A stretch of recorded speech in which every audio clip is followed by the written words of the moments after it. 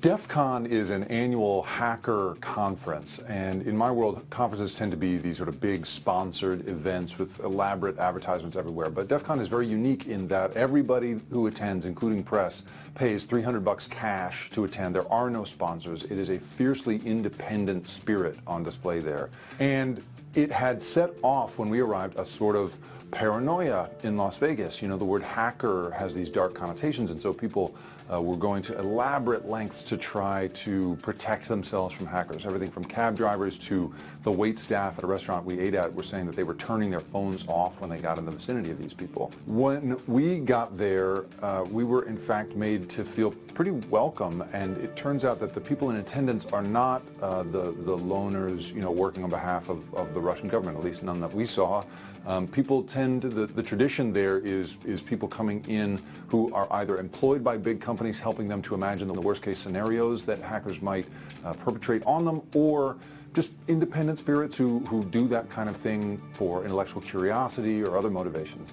We were there specifically to attend something called the Voting Village, which is something that's gone on for 3 years, and in this, its third year, they had assembled some of the most common voting machines in the country, both systems that are on the front end that you and I use to actually register our vote, and the back end, tabulators and so forth, that you would feed a paper ballot into or that oversee a system. What was so interesting was I assumed coming into it that the big manufacturers, companies like ES&S and Dominion, had provided these machines to the hackers to, you know, field test them.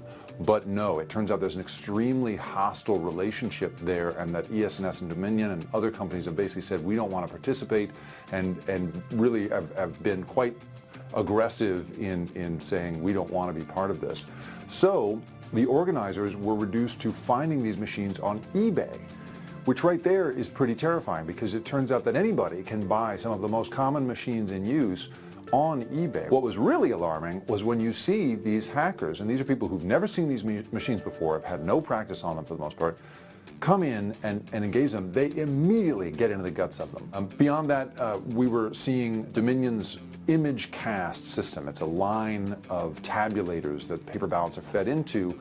That had its guts all over the room. It was not clear to us whether this was the most recent version of the image cast hardware, but it's important to know that Georgia just spent over is about to spend over $100 million on a contract with Dominion to provide image cast hardware to the state in time for the for the next primaries and for the 2020 election.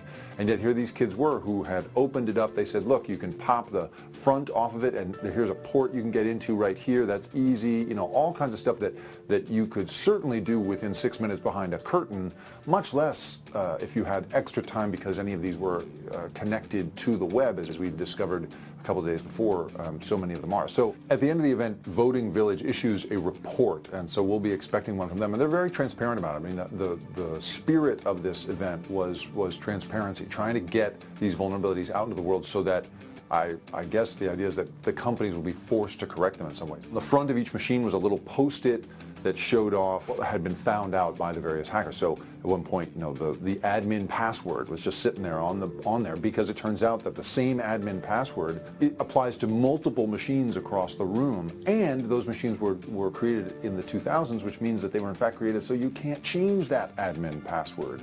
They're just locked for all time in that way. There does not seem to be any political momentum on some of the bills that are under consideration right now around trying to keep these machines off the internet, or trying to establish some sort of certifiable ballot, paper ballot system, or any of the other things that have been proposed. And so the combination of seeing the incredible vulnerabilities that we saw on display in real time at this event, and the lack of institutional action around the security of the vote, all of that made for an extremely alarming weekend.